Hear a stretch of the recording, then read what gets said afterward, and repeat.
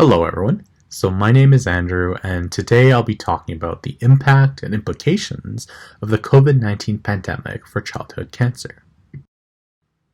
Because it's approximated that about 1,000 Canadian children are diagnosed with cancer each year, and despite the recent advancements, the treatment protocols do remain to be quite toxic, leading to things like fatigue, nausea, and headaches.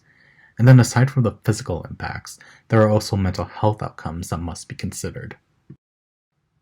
Now, I'm sure we're all well familiar with COVID-19 by now, and this study was interested in the consequences that COVID-19 had on children with cancer, because the current literature has shown that there are unique needs and risks posed to survivors of cancer, such as increased physical and mental health problems. But what we fail to understand is the needs of children undergoing active cancer treatment. That is why this study has two primary aims. The first being to describe the impact of COVID-19 on medical treatments, and then to explore the benefit of telemedicine. Then, we also want to examine the impact of delayed, modified, or cancelled cancer treatments on mental health outcomes as well. Which then brings us to our two hypotheses. First, we predicted that there will be complications and issues with modifying the traditional in-person cancer treatment to things like telemedicine. Secondly, we also expect that disruptions to treatment during this pandemic will then negatively influence mental health outcomes in both the child and the parent. As for methodology, we employed this multi-pronged approach, consisting of social media, patient advocacy groups, partner organizations, and patient partners as well. To make our sample as inclusive as could be, we made our inclusion criteria relatively straightforward, just being under the age of 18, and then undergoing active cancer treatment as well. We ended up recruiting 31 participants, with sex quite evenly split between male and female, and then the mean patient age and mean age at diagnosis was about 9 and 7 respectively. Now for our measures, we just had like a typical demographics form.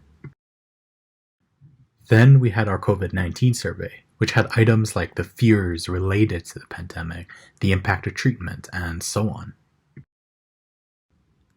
Lastly, we had our PROMIS measures, and those were just used to assess for anxiety and depression. I should note that the children never completed any surveys. Their parents were asked to complete parent proxy questionnaires on behalf of their children.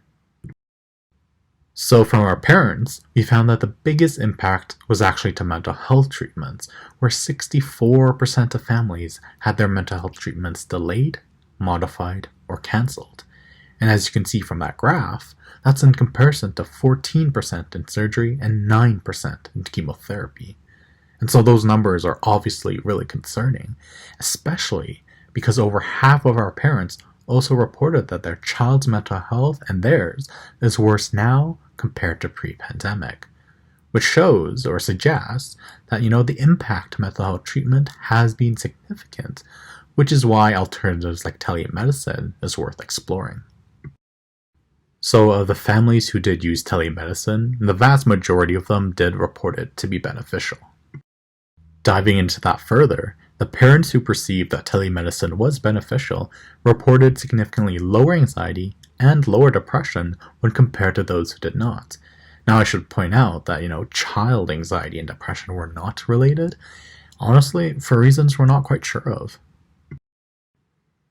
And so families are reporting mental health concerns during the pandemic, which is why the impact of mental health treatment is so concerning.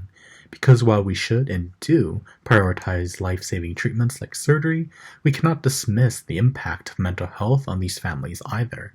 Because at the end of the day, telemedicine is promising, but it is not perfect.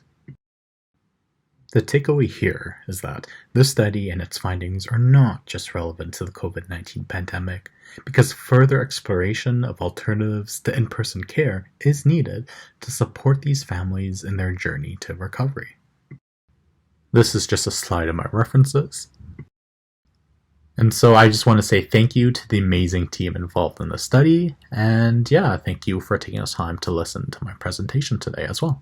Thanks.